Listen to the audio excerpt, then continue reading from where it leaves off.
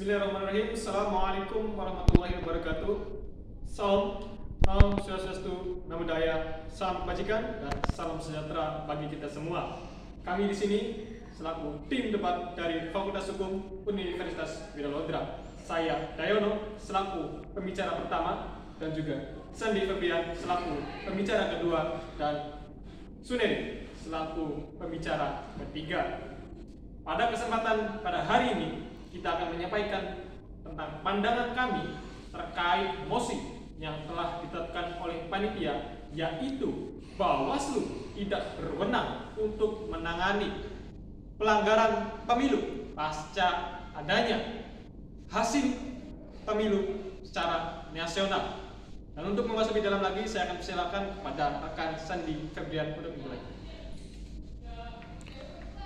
Vox Populi, Vox Dei. Suara rakyat adalah suara Tuhan.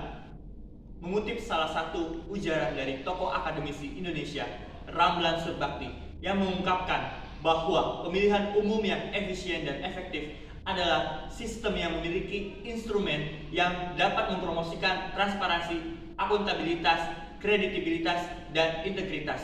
Yang dimana kita mengacu pada Undang-Undang Nomor 22 Tahun 2007 terkait lembaga pengawasan pemilu yang saat ini berganti nama menjadi Badan Pengawas Pemilihan Umum alias Bawaslu, di mana ditegaskan bahwa Bawaslu memiliki kewenangan dalam mengatasi perkara baik pelanggaran administrasi maupun putusan dan keputusan yang dilaksanakan oleh segenap pihak.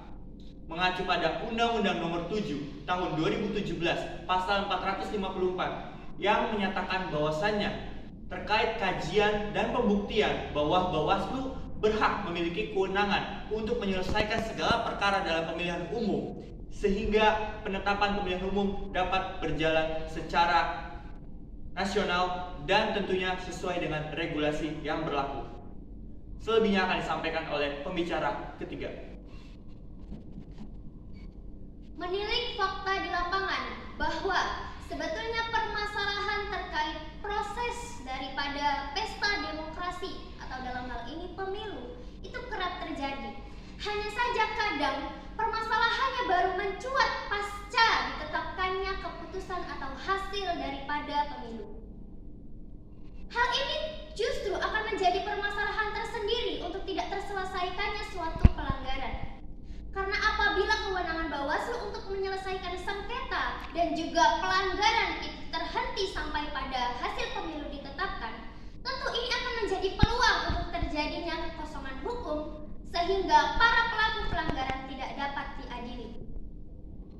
Menurut hemat kami, seharusnya jika memang harus ada pembatasan waktu ini hanya diterapkan pada terjadinya pelanggaran, bukan pada proses penindakan pelanggaran, apalagi keputusannya.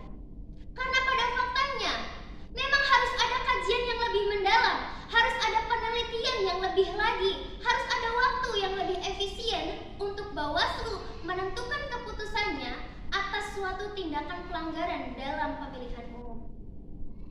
Ini relate dengan teori tempus delicti dalam hukum pidana, yang mana suatu tindakan pidana itu dilihat dari ketika dilakukan, sehingga keputusan atau pengadilan atas perilaku tersebut tidak dibatasi waktu, yang dalam hal ini bisa kapan saja.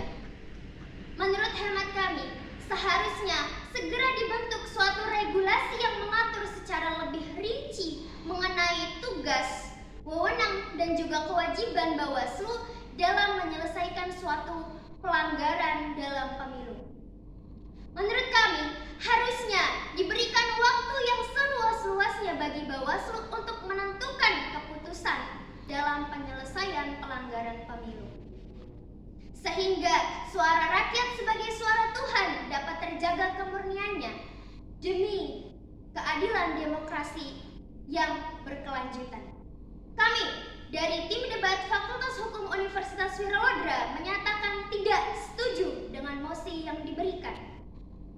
Seharusnya Bawaslu diberikan kewenangan yang lebih efisien dan fleksibel. Terima kasih. Assalamualaikum warahmatullahi wabarakatuh.